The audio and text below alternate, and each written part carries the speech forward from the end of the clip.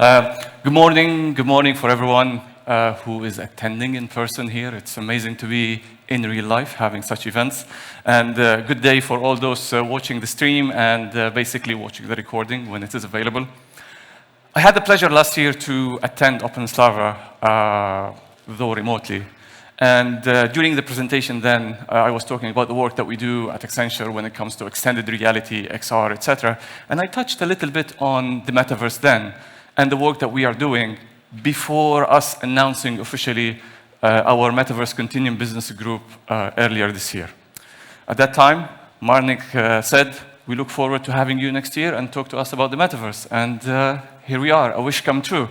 And I'm really pleased to be here amongst an extended network of our specialists in the Metaverse to talk to you about our vision of the Metaverse and how we see it, what we see opportunity for it in the future, and potentially build it together with yourselves. Test? Yes. Right. So my name is Fadi Chehimi, and I'm the global lead for consumer Metaverse technology in Accenture. I work with the clients in order to help them in their transformational journey into the Metaverse. And this involves a lot of brainstorming, technical architecture, designing experiences, thinking of the art of the possible. I have been lucky enough to be in the immersive space since my PhD back in 2004, 2009, where I was researching innovative usage of augmented reality and mixed reality for advertising and entertainment on mobile phones, when mobile phones could render barely 12 frames per second of 3D and AR. And here I am now. The technology has come really far, and we are expecting it to go even further from here. Oops. Oops. Okay, it's working too much. Right, okay. So, yes. All right, so I just want to recap where Nick Rosa, my colleague, closed before this presentation. So he did talk about the internet and how we see it as the evolution, the next evolution of the internet.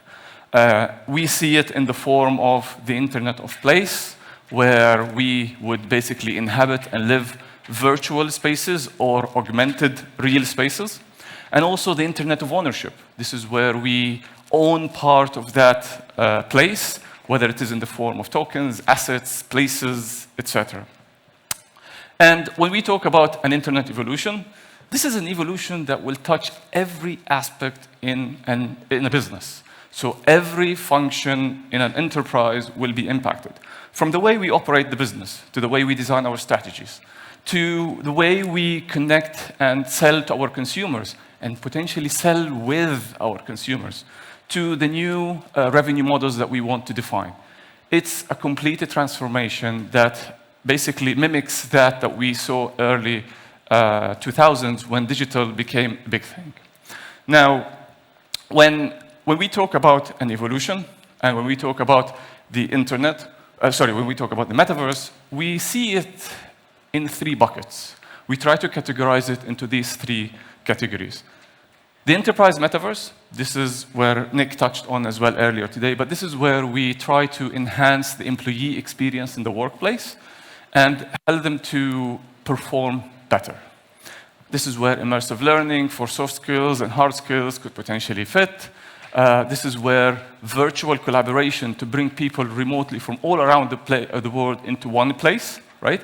And then basically connect and collaborate into basically brainstorming sessions, orals with the clients, product demonstrations, etc.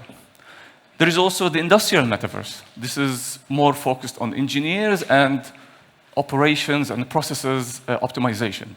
So every engineer would have contextual information in their field of view whilst they're performing a job, which will enable them to complete a job more accurately from the first time, reducing the number of truck rolls and refixing, etc. At the same time, every engineer and every field worker becomes an expert worker, no matter how old they have been in the organization, thanks to having experts available remotely who can see what you see through augmented reality glasses, and then they can help you and guide you throughout. And then we go into consumer Metaverse. For me, this is where magic happens. Anything to do with innovative use cases, in new applications of the technology, innovative and new types of products and services that we can offer to consumers, new business models. Everything is coming together under this category, which I'm happy to lead in Accenture, and which is going to be the focus of my presentation today. Now, oops, sorry, before this one. When we talk about consumers in the metaverse, we need to take lessons from old media. Every time there is a new media coming, right, there are new behaviors and there are new needs that we really need to understand. Why do people go into this certain media and that media? What would people do in the metaverse, right? What is their purpose in the metaverse, right? When social media started, right, the main objective was to connect the classmates together and share photos. Then the desire of connecting grew to go beyond the classmates group to connect with politicians, celebrities, brands, technology companies, you name it. And as this connection and desire for networking and becoming more connected to the outside world, the desire in us to be basically more communicative became bigger. And this is where we started seeing flows of news feeds, stories coming together, a new business model coming to all being born, which is, as we know now, social influencers, all through that evolution of how social media came. Now, during that life cycle of how social media grew, the needs of people in social media kept evolving until they fixated at what they do and what they serve now. And we will observe the same thing in the metaverse.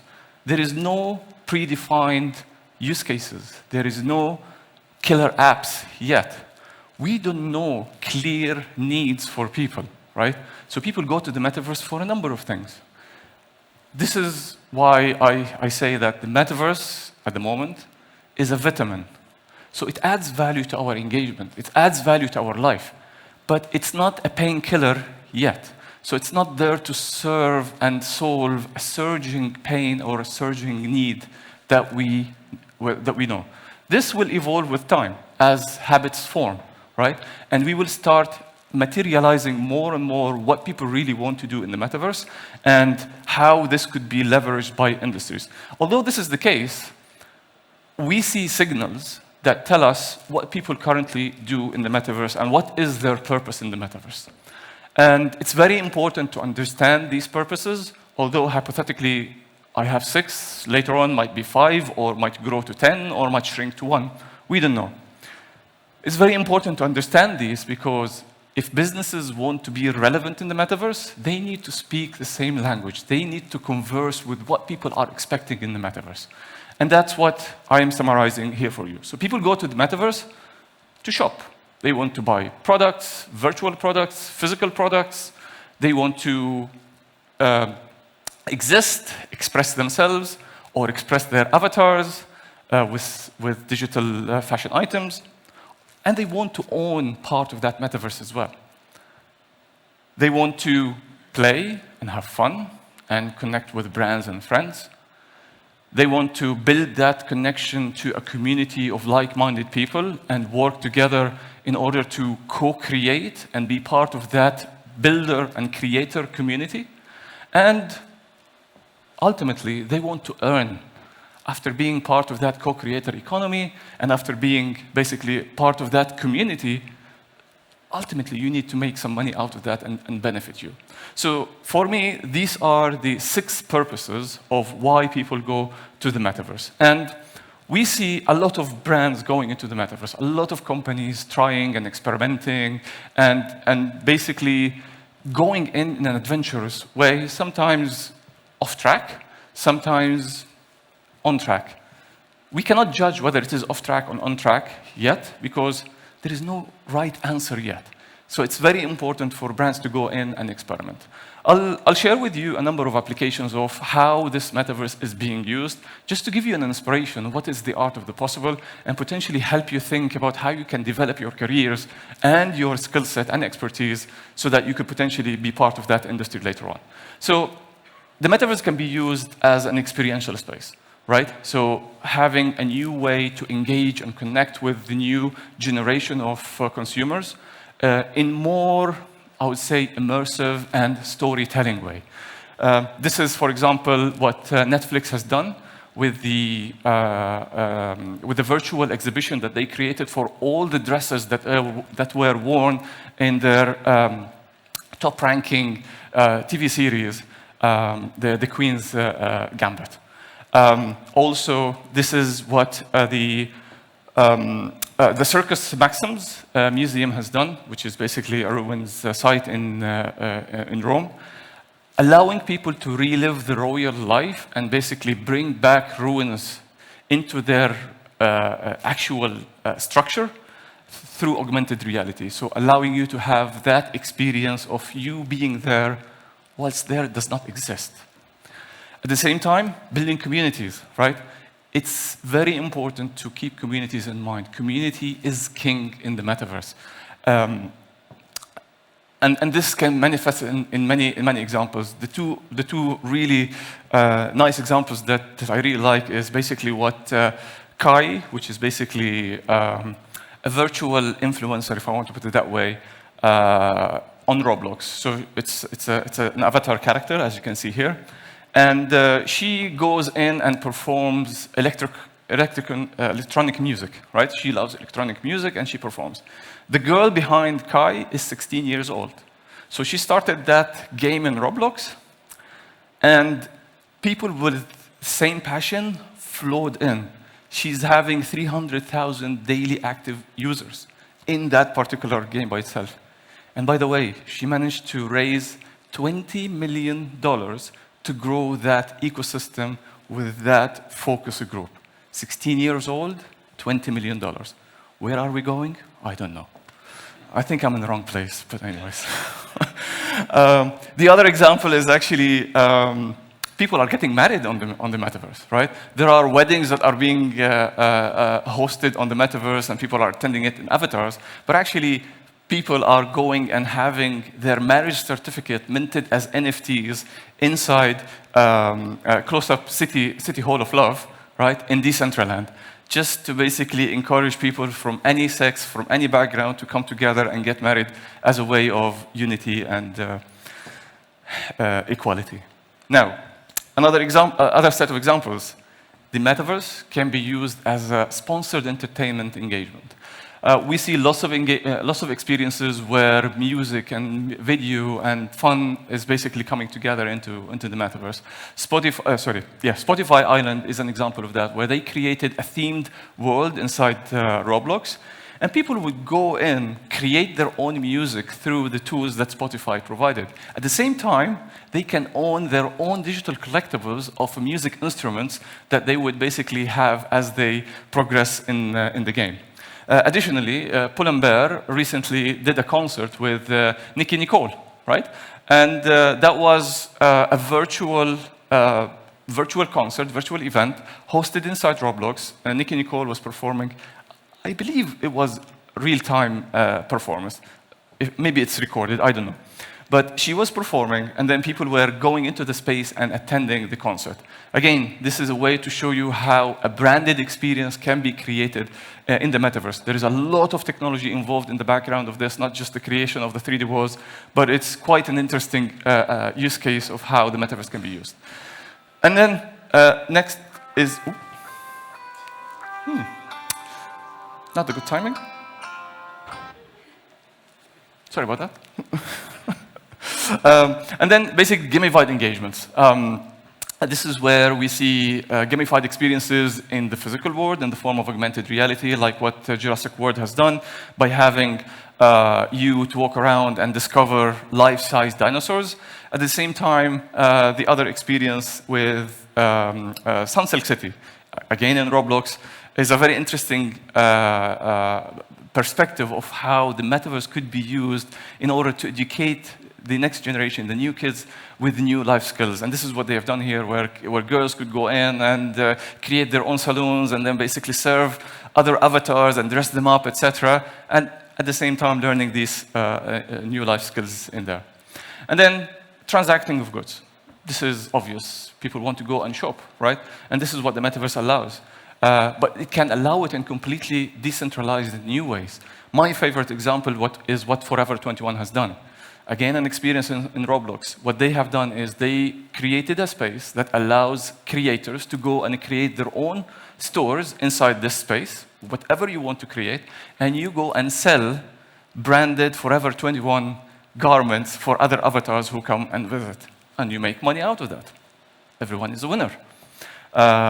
Another example could be like having a digital twin of a real store brought into the internet, online, for people to go and visit and look around, like what Dyson has done in the UK.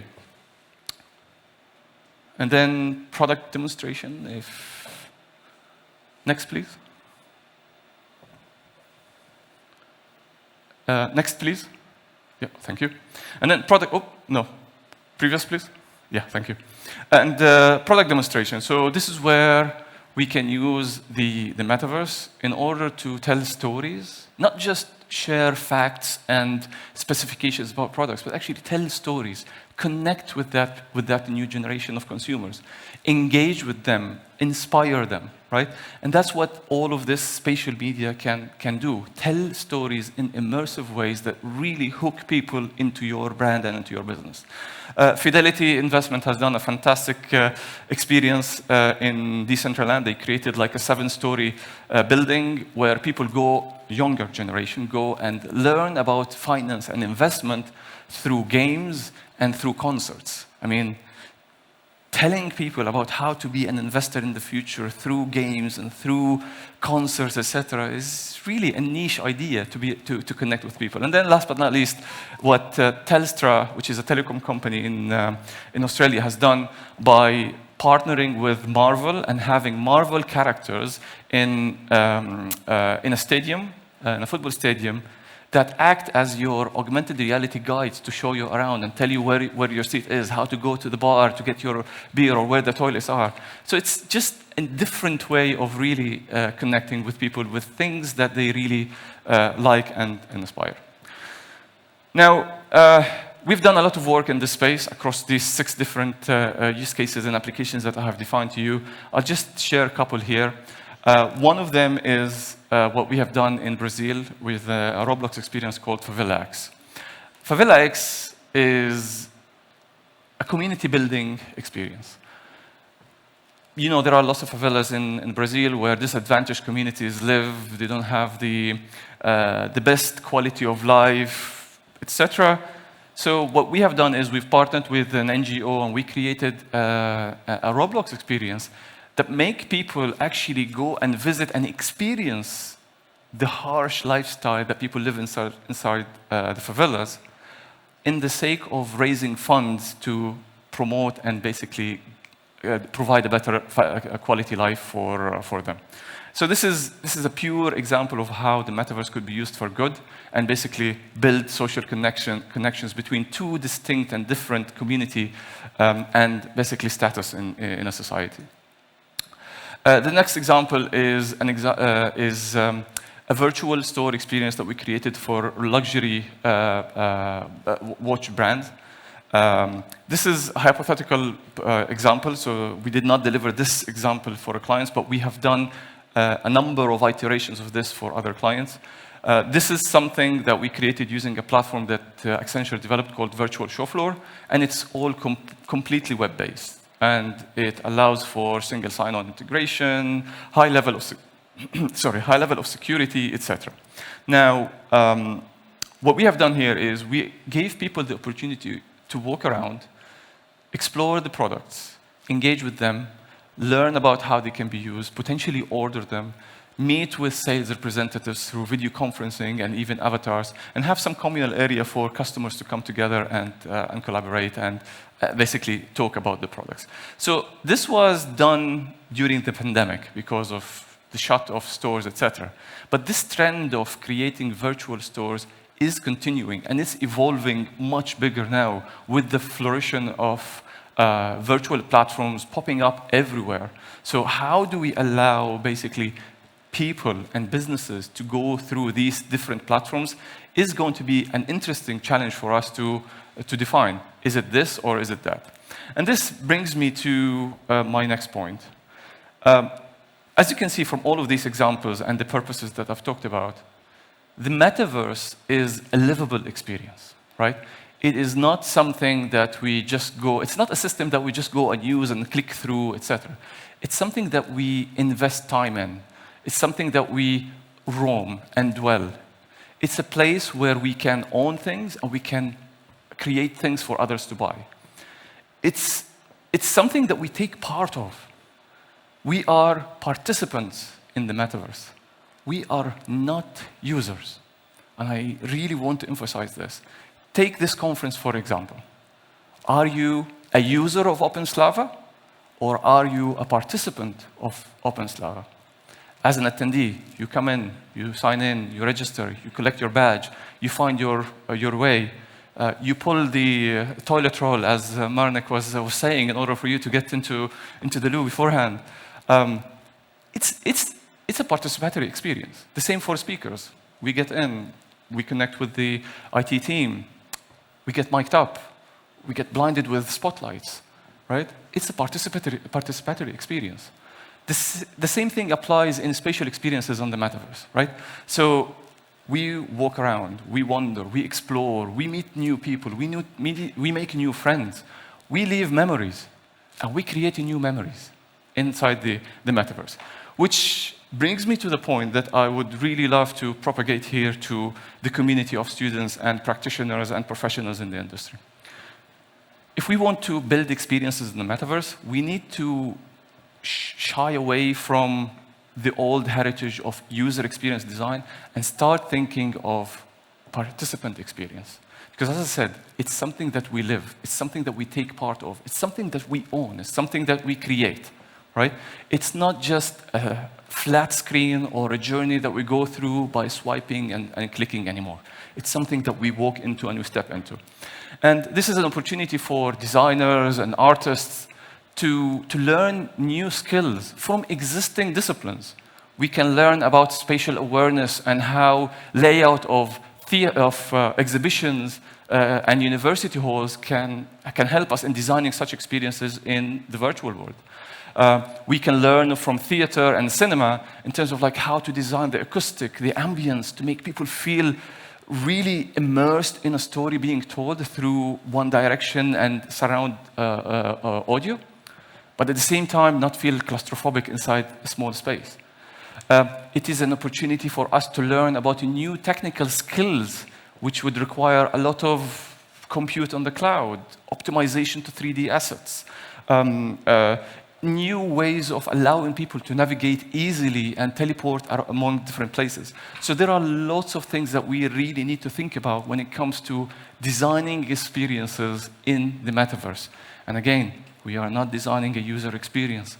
We are designing a participant experience. With this said, I want to highlight another point.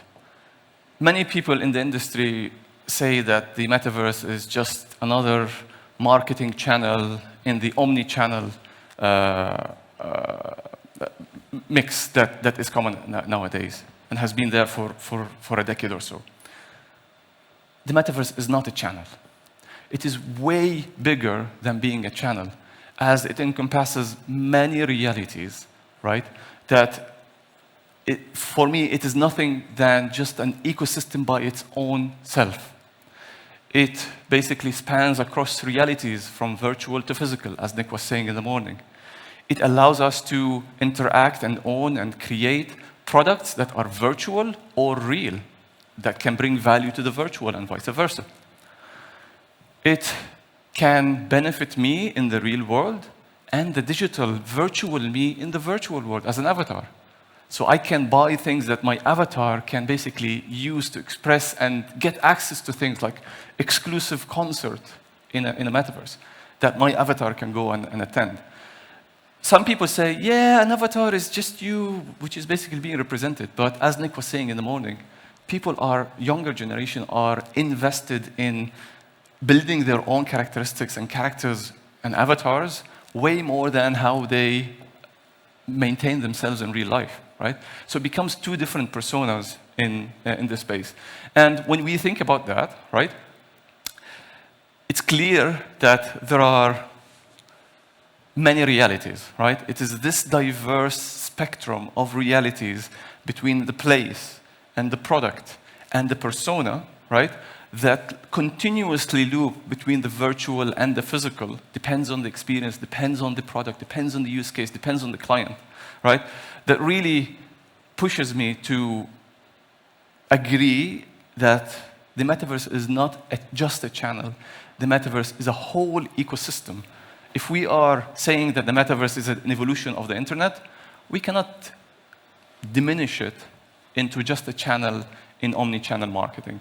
It is a whole new concept altogether. And this is what I call Omnireality.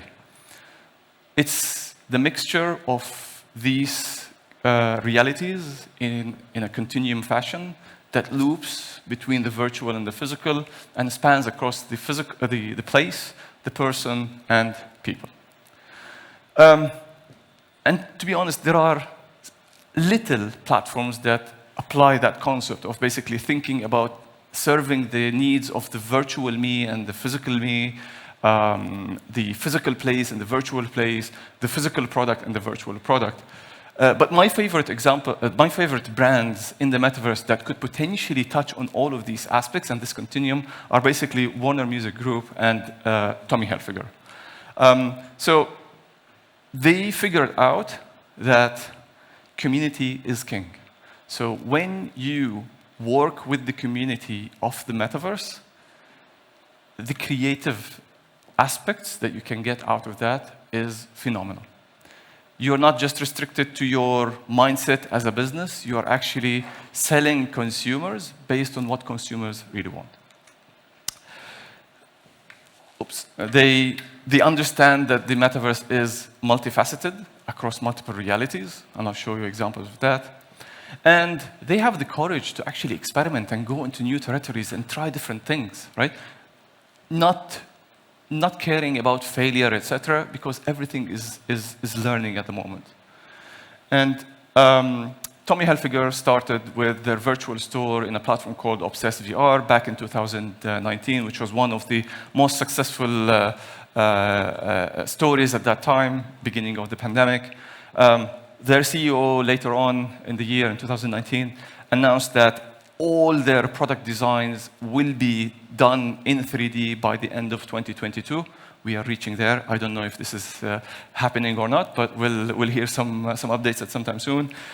They launched a creator, basically, virtual collection in Roblox. So they partnered with well-known asset creators in Roblox, very often young people, to create Ralph Lauren assets and sell them inside Roblox. So how cool is that, right? You are selling people what they want by utilizing people's skills and creativity. They had a virtual pop-up store in the recent Metaverse Fashion Week in March this year, where they announced their new collection for Spring 22. They created a Tommy Play game in Roblox, which has number of challenges inside it so that you can have fun and play with friends, but at the same time learn about the brand.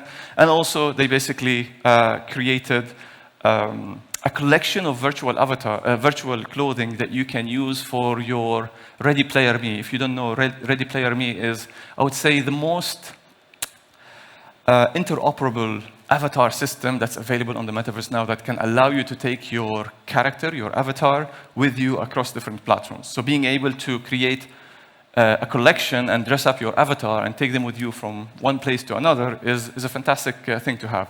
So as you can see, they are touching on virtual products, they're touching on virtual places, they're touching on virtual people and persona, and basically trying to tackle those aspects of the Omnireality. The same applies to Warner Music. I'm not going to go through all of these, but again, they started at the beginning with Ready Player Me, early 2019, where they created a collection of, where they had their artists being created as avatars, as basically Ready Player Me avatars, and they were selling branded merchandising for other people to basically buy for their avatars. And then they invested in other companies that enable blockchain gaming and also managing and distributing games in the metaverse. They created a concert for 21 Pilot inside Roblox. They are actually scouting for virtual artists who are just avatars, right? To basically be their face of music and performance in Malaysia. They have announced a partnership with Sandbox, where they want to create a theme park kind of music place. No much details available about that, but we'll see when it is happening. They have partnered with OpenSea as well, which is one of the leading NFT marketplaces, where artists from Warner Music could go and basically have their own dedicated pages to sell their drops, NFT drops. And then last but not least, for all of these activities, they are now looking for a global senior director for the metaverse in order to run this. So they are really serious about this. They understand how this Omnireality works across the physical and the virtual, etc. Right, I'll skip the slide, and then I'll go to the next. All right, so how do we apply that in Accenture? We've got one interesting example here where we created an experience for a hypothetical brand called Greenleaf. The idea here is to teach our colleagues and inspire our clients on what can be done when you implement the metaverse across different realities, right? So here you would start with engaging with an author, let's say, using augmented reality by you walking around in a bookstore, and then you start the engagement with a book that you're interested in that talks about health, and then basically the author will tell you, hey, come and meet me in virtual reality. I'm having a speech at that particular day. Then, at that day, you put on your VR headset, you enter that Greenleaf space, you will meet the author, you will learn more about the products that Greenleaf does, and then you basically express your interest on going here and going there. And then later on, you receive a sample of products that allow you to basically try the Greenleaf products, and you can engage with that and learn more using augmented reality. And then after that, you can be part of a community in Roblox where you can go and grow your own farm and see how sustainable that is compared to others, etc. So you start seeing elements of health awareness, gamification, competition, game style, game mechanics coming together into a holistic journey. It's not just one experience and then it dies. It's a whole thing that basically goes across all the stuff that people go through in the metaverse. And with that, I'll just leave you with these 4 takeaways. Design your experience in the metaverse for participants, not for users. Community is king in the metaverse, the same way content was king in the 90s, and then experience was king in the early 2000s. Now we're getting into a space where community is taking role here. Integrate multiple channels, multiple touch points, multiple technologies, multiple realities when you are creating your Omnireality strategy. And think about all of these aspects when you are designing your experience. And then last but not least, there is no right or wrong answer yet, right? Everybody is trying different things. However, it's your opportunity to be part of this industry and write down the right answers for other people to get inspiration and learn from you. Thank you so much.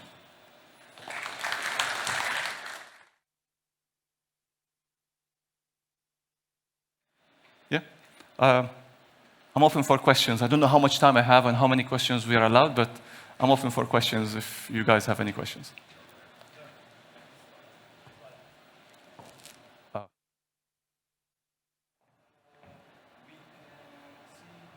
Interesting apps of extended reality, but as I understand, Metaverse should be one unified environment are we really in the era of the metaverse? That's a very good question.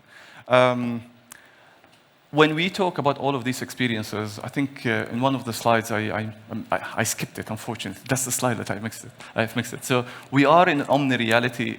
The examples of companies that we see are basically Omnireality examples, but they are done sporadically. So 1 year here, 1 year there, 1 month here, 1 month there, etc. Once we start having more maturity when it comes to businesses getting into the metaverse, we will have more like year plans and strategies of how they want to enter the metaverse, at what point we get here, what point we get there, and then you start having connected and continuous experiences and flow. Also, when it comes to the technology, there are a number of barriers at the moment from a technology perspective, and many companies are basically working together in order to identify standards. Open Metaverse OS, Kronos Group is working on 3D assets, standardization, etc. So there are yet barriers to cross in order to get to a properly connected and interoperable metaverse. So for the time being, I would say we are in the early days of the metaverse, the same way we were in the early days of the internet back in the 90s before we had Web 2.0 and all the layers of dynamic webs. We will get there. We just need your creativity and your passion and your technical expertise in order to help in driving the technology further. One more question, okay. What technical skills, programming language, libraries do I need to create things in the metaverse? My recommendation is to go with Unity, which is basically C#, and I've got my colleagues here, Richard, if you want to, Richard and Attila, if you want to speak about that more. And there is also Unreal Engine. That's if you are targeting desktop-based and VR headsets. When it comes to the web and other platforms, each one has its own different programming language. Like Roblox, you use Lua. Decentralization, you use JavaScript and the likes. So it's web technologies. So there are different languages. Again, unfortunately, it's not one standardized way where you can code once and deploy everywhere. But this is the case with every medium. We had that in mobile and web with all the fragmentation of frameworks, etc. Take one more question, or yeah, no. Real quick. Okay. How will be ensured that metaverse keeps safe and ethical? Right. Okay, that's a very interesting point as well. And again, this depends on how platforms dictate the security layers, the monitoring layers. Potentially in the future, we don't need to have centralized police, if you want to put it that way. Like Roblox will have their centralized team who will basically monitor everything. Decentraland will have the thing. Maybe it will be the community, right? If I am a fan of Gucci and I'm part of their NFT program and I go into their into their virtual space in Decentraland or in Roblox or in other platform, and I'm a trusted member of the community, I could be that police to act on behalf of Gucci, right? And I could get paid for that, right? So this is where we talk about new ways of thinking about decentralization and making the technology work. I'll stop here. Thank you very much. And I will be available throughout the day. So if you need to talk more, I'm happy to discuss. Thank you so much for having me.